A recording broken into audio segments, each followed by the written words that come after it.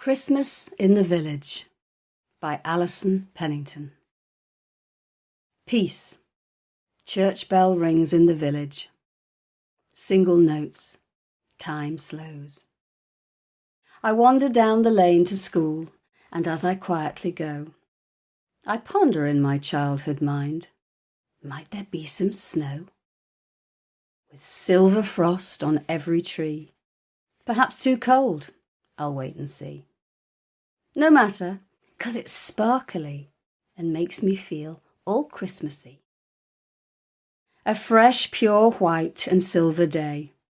We all feel it, we all know it's coming on its way. In the classroom, primary school, suddenly craft afternoon is very jolly, has new life, takes on a different tune. Make decorations for the walls and cards for parents, deck the halls. Paints and collage, all things arty for the coming Christmas party. Angels made from toilet rolls with silver foil and doily wings, painted baubles, paper chains and other joyous things like Christmas trees and shining stars, snowflakes cut with care, with safety scissors, symmetry suspended in midair. And glitter sprinkled everywhere, silver, gold and green. It always made me feel as if the fairies, another name, school glue, were placed upon each table with so much for us to do. We were all decked out in Dad's old shirts to save our daily clothes. My paintbrush splashing everywhere on fingers, cheeks and nose. Instead of singing practice that festive afternoon, procession to the village hall to sing some Christmas tunes, some carols for the old folks, who'll smile and sing and cry, along to in the bleak midwinter ding-dong merrily on high. I didn't understand it then. Some smiles, some tears, some laughing. It's only now I get it, the power of memory and swift time passing. The cowboy carol, once in Royal, God rest ye merry gentlemen, took them back to happy times with family way back when. They too were young and carefree, just like those who stood before them. They'd lived their lives, been deeply loved by families who adored them. I remember singing solo about a linden tree with honey-scented blossom, sounded marvellous to me. I also read a poem, which I remember even now. How far is it to Bethlehem? Stayed in my brain somehow. It asked, is there a stable there, lit by a star? My childhood mind was keen to go. I hoped it wasn't far.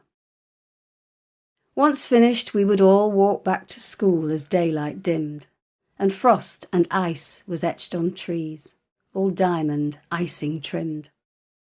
Once back was yet more magic. Now a sparkling Christmas tree stood in the porch with twinkling lights for everyone to see. Reaching out into the darkness, the magic in those lights has stayed with me throughout some rather dark winter nights. And oh, that ancient, special scent of woodlands, fir and pine. A Christmas smell to top them all, heaven sent, divine. And back then, real glass baubles rotating in the light, from silent wind and gentle snow now falling, lacy white.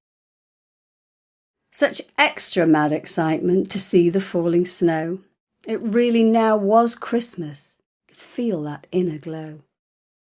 And later in the week, that party for us all.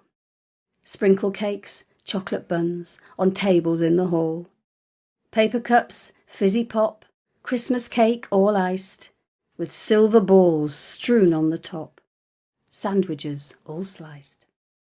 On tablecloths of paper, Christmas colours, red and green. And carols on the wireless, with mentions of the Queen. Then term would finish. Off we go back to our families, the village turning now into a magic place to be, with Christmas lights in houses and fir trees standing high, in windows as we'd count them from the car as we went by. And in St. Anne's old churchyard we'd always take a walk, so quiet as we stood in awe, nobody would talk. A winter wonderland of peace within the silent snow. Coloured bulbs on every tree, still enchanting, slow. At home, our silver tree now out, long branches draped with lights, and baubles, some concave and old, gold tinsel, moving, bright. And on the top a fairy, with wand held in the air, and underneath, on branches, always chocolates hidden there. Then Christmas Eve, church choir, singing sweetly at our door, or on the green just by the gate. What more could I ask for? I'd stand and listen with my mum. Their mission, world salvation. We'd hand out wine and warm mince pies for general delectation. If snow was falling, oh, such peace, just silence, and for me, the nearest I could get to heaven, joy, pure ecstasy. Sugar icing, silver buns, drifts by walls and gates. I wanted it to last forever, never to abate. Small green fir tree in the porch, cold air, so dark and chill. Simple lights, not flashing, red, blue, green, and always still. The Night Before Christmas, Before Bed by Clement C. Moore, which only got me more excited for what Christmas had in store. Lying there later on, listening out for sounds, which indicated in my head that Santa was around. Left out sherry and mince pies, all buzzed up, mood high.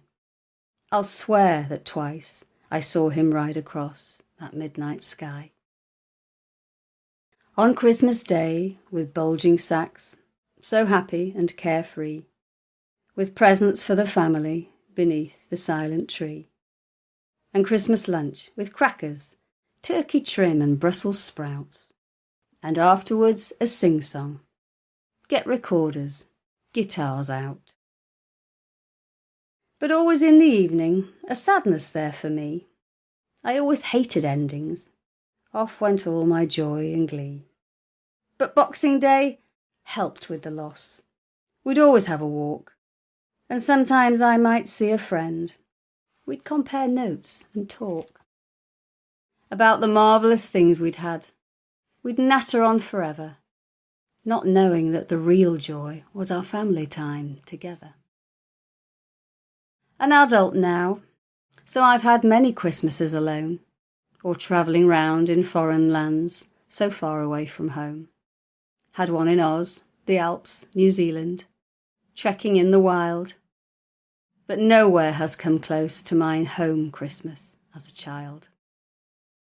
In the safety of the village, with folk who knew you well and looked out for your welfare, best ever place to dwell. With the wondrous hills around us gently looking on, upon a million Christmases, here once and now are gone. With giant shapes and outlines rising high into the air, throughout so many changes, thank goodness they're still there.